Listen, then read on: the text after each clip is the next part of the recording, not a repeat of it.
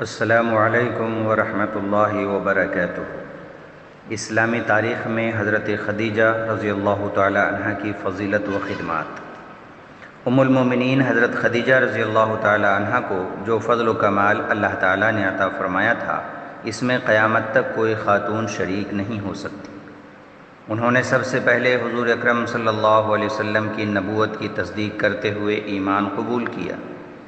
سخت آزمائش میں آپ صلی اللہ علیہ وسلم کا ساتھ دینا، اسلام کے لیے ہر ایک تکلیف کو برداشت کرنا، رنج و غم کے موقع پر آپ کو تسلی دینا، نیکی اور سعادت سمجھ کر ایمان اپنا مال قربان کرنا، یہ ان کی وہ صفات ہیں جو انہیں دیگر امہات المومنین سے ممتاز کر دیتی ہیں۔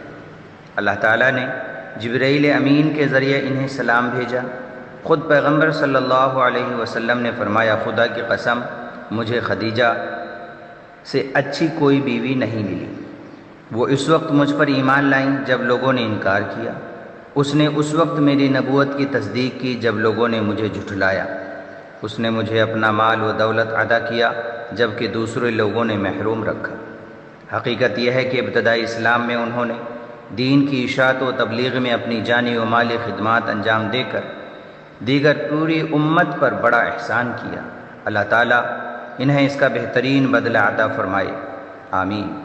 10 نبوی میں آپ رضی اللہ تعالی عنہ 65 سال کی عمر گزار کر وفات پائیں اور مکہ کے قبرستان جنت المعلی میں آپ کو دفن کیا گیا۔ اللہ تعالیٰ آپ کی قبر مبارک پر کروڑوں رحمتیں نازل فرمائے۔